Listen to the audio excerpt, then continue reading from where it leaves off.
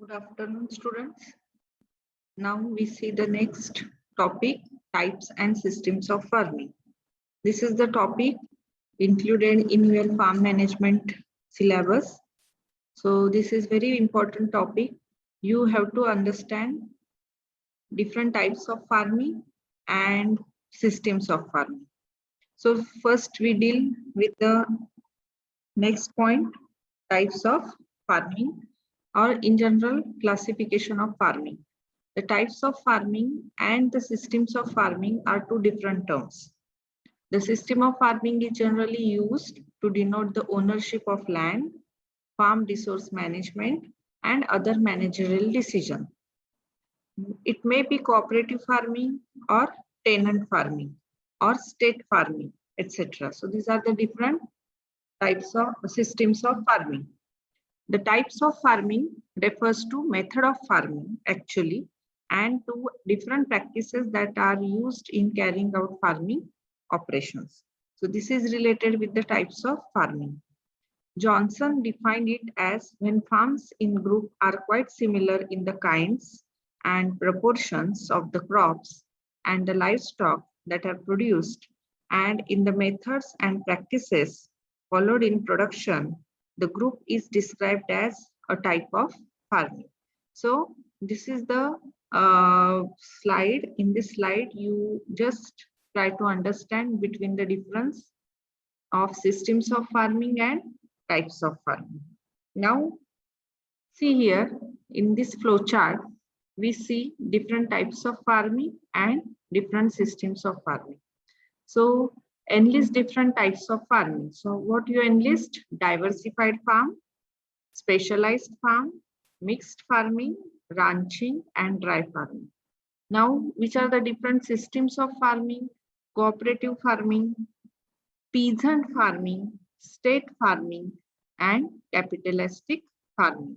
So these are the different systems of farming. Now, types of farming. So what it includes? We go in detail regarding this particular concept. Natural, economic, and to some extent social factors determine the type of farming in an area. Within the restraining influence of natural factors, economic factors, relative prices of farm products, so resources of the farmer, transport facility, farm size, land value, and technological development influence the type of farming practiced in a region and set the proportion of area under each enterprise. So this is all regarding the types of farming. Religious beliefs and social background also play some part in following the type of farming on the farm. One by one, we see in detail about the different types of farm. Now, in that first, what is diversified or general farm? Okay, so what is the definition of diversified farming or diversified farm? A farm on which no single product or source of income equals as much as 50% of total receipts. Receipts means your income. Total income is called a diversified or general farm. On such a farm, the farmer depends on several sources of income. And with the help of that several sources, he generates more than 50% of income. Okay, so this is the point related with the diversified farm. Okay, here one diagram in this slide I show you related with the different sources. Okay, now see, farming is the source, cash grain, dairy, poultry, sheep rearing. So these are the different enterprises, and with the help with different enterprises, farmer can get total income. Then we can call that particular farm as a diversified farm. Now see, these are some pictures. Okay, and you can see in this picture different types of crops grown in a single farm. Okay, and they also get the income from various types of commodities grown in that particular farm, and the income is often from different sources. So this is related with the diversified farm. Now we see the advantages of diversified farming. Better use of resources means land, labor, capital. So better use of land through adoption of crop rotation, steady employment of farm and family labor, and more profitable use of equipments are obtained in diversified farming. So this is the first advantage. What is second advantage? Business risk is reduced due to crop failure or unfavorable market prices. Because if you concentrate on growing different crops, then the business risk is reduced due to crop failure. And also you can maintain favorable market prices also.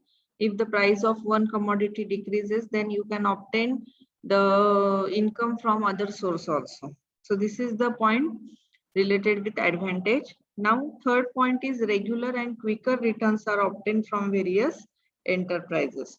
So this is also very important advantage point of diversified farming.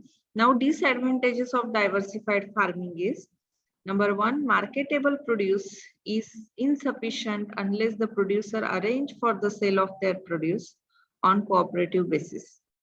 Cash grain, dairy, poultry, sheep rearing, farming. So these are the different enterprises, okay? And due to these different enterprises, marketable produce is insufficient, okay? Because you have to arrange the produce to sell, okay, on the basis of cooperative basis. So this is also the disadvantage. Because of varied job in diversified farming, farmer can effectively supervise only limited number of workers, okay. So here workers supervision is difficult, okay, because there will be different types of enterprises. Better equipping of the farm is not possible because it is not economical to have expensive implements and machineries for each enterprise. So this is very important point. For each and every enterprise, you have to purchase different types of implements, machineries, and it is not possible. Okay, so this is also the point related with disadvantage. And there are chances when some of the leaks in farm business may remain undetected due to diversity of operations.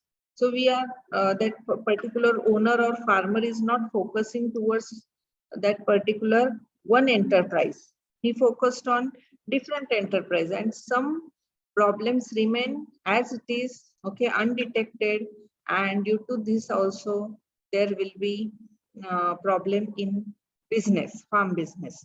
So these are the 4 points related with disadvantages of diversified farming.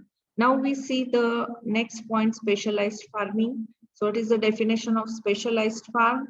A specialized farm is one on which 50% or more income or receipts are derived from one enterprise. Income is sale plus produce used at home. So this is the very, very important point. Condition for specialization. When you go for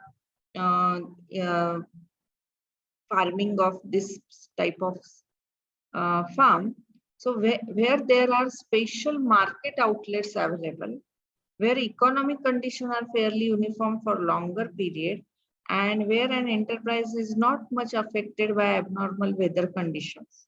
For example, poultry farm. Okay, so this is the very, very important business.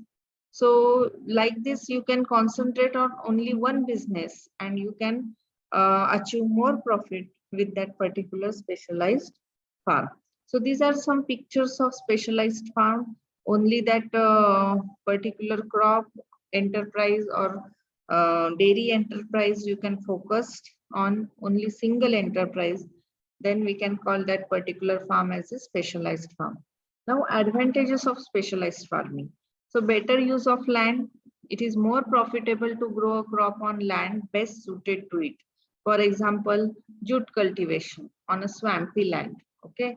So this is the based on your type of land, you can cultivate any crop. Better marketing is possible. Specialization allows better assembling, grading, processing, storing, transporting, and financing of the produce. Better management is possible. The fewer enterprises on the farm are liable to be less neglected, and source of wastage can easily be detected due to only one enterprise. Less equipment and labor are needed.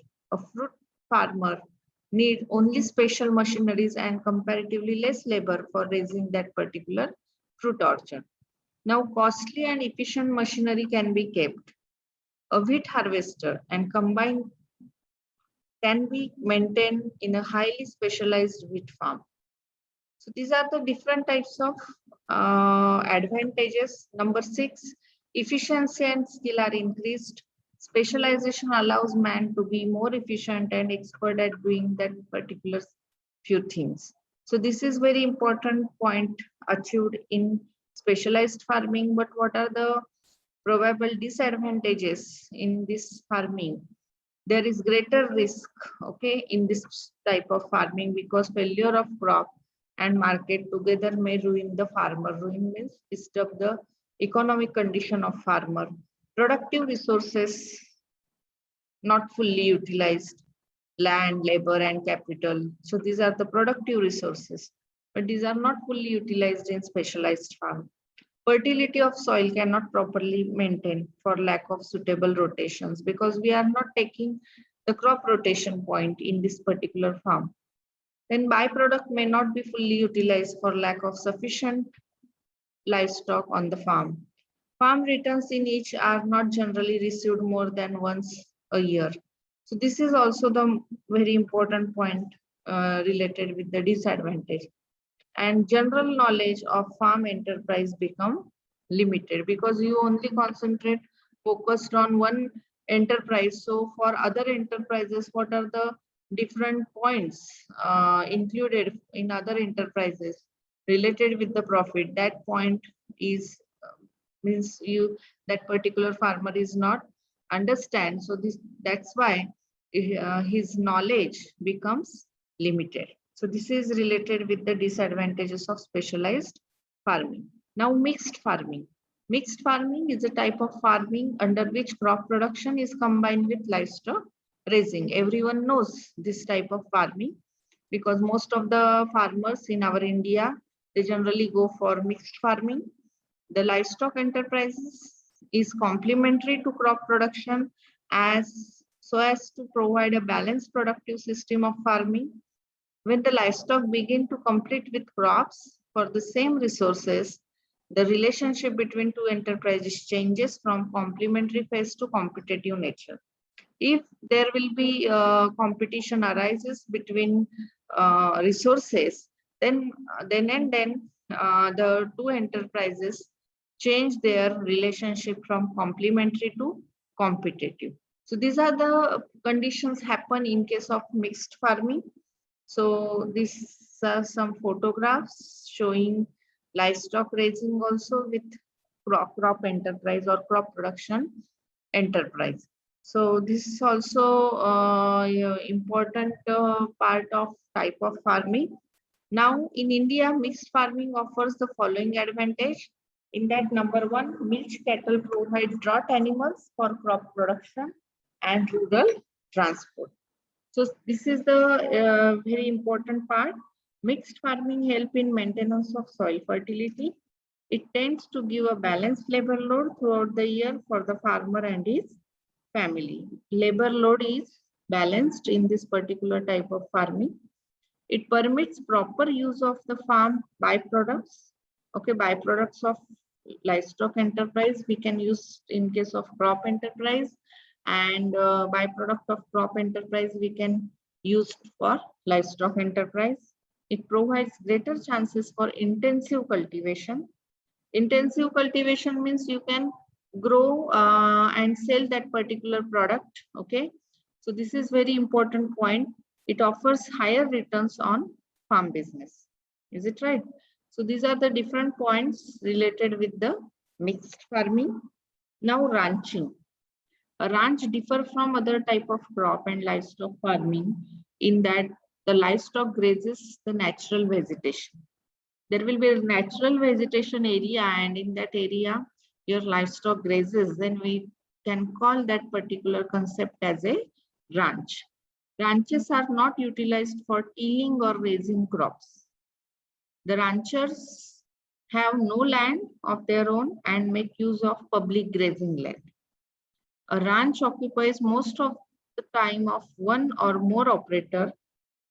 Ranching is followed in Australia, Tibet, and in certain parts of India also. An average Australian sheep farm covers an area of about 100 square miles, and there are some farms as large as 1,000 square miles in Australia. So most of the ranches we see in which country? Australia. So this is the photographs you see here, this type of farming, ranching, and openly your livestock grazes on this vegetation area. And this is also the type of farming. Now dry farming. Farmers in dry and precarious tracts which receive 50 centimeter or less of annual rainfall, they struggle for livelihood, then we can call that particular farming system as a dry farming. The major farm management problem in these tracts, where crops entirely depends upon rainfall, is the conservation of soil. So this is very important point related with the dry farming. Now, these are the different types of farming.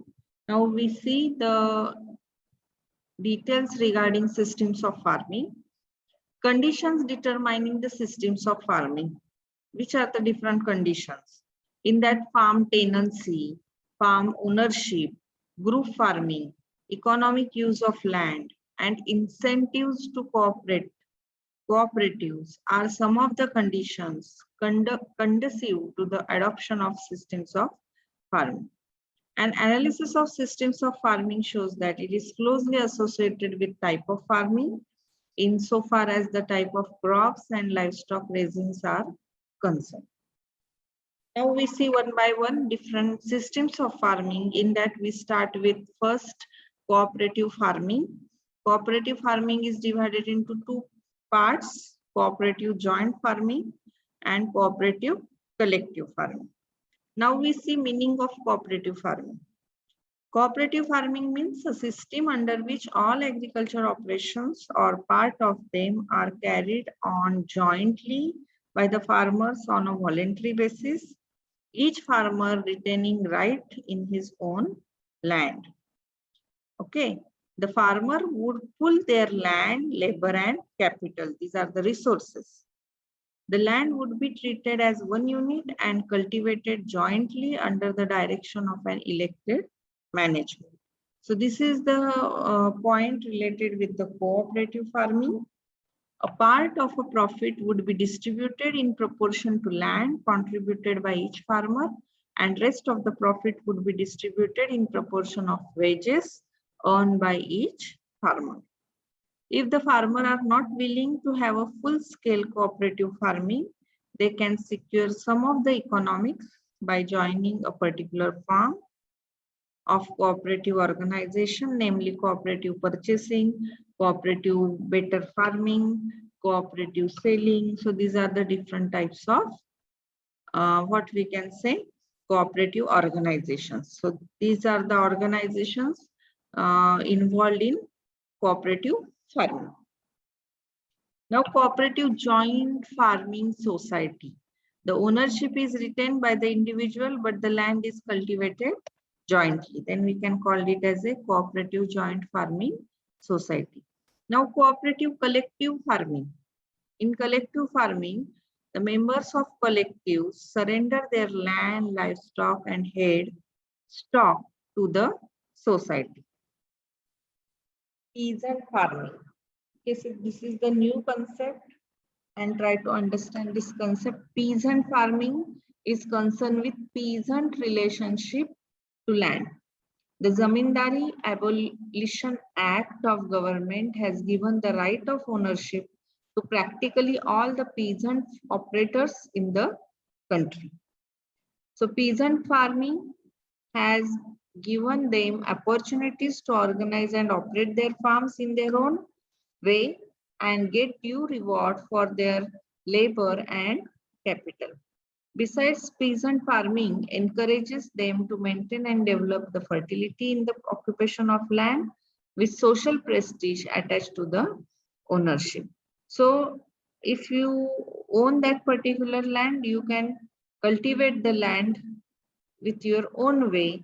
Okay, you develop, maintain that particular farming in your own way. So that is also the type of which farming, systems of farming, peasant farming system. Okay, now state farming. Under this system of farming, the farms are managed by government. The agricultural laborers are paid wages on weekly or monthly basis in accordance with the wage fixed under Minimum Wage Act. And capitalistic farming, this is also the fourth concept included in systems of farming. The capitalistic farming is based on capital provided by the owner of the farm in carrying out different types of farm operations. Such type of farming is practiced where landlordism exists, as in England or USA. In India, this type of farming is seen in sugarcane area where factory owners have their own farms. So this is called as the capitalistic farming. So in this lecture, you understand different types of farming and systems of farming. So read it again and try to understand it carefully. Thank you.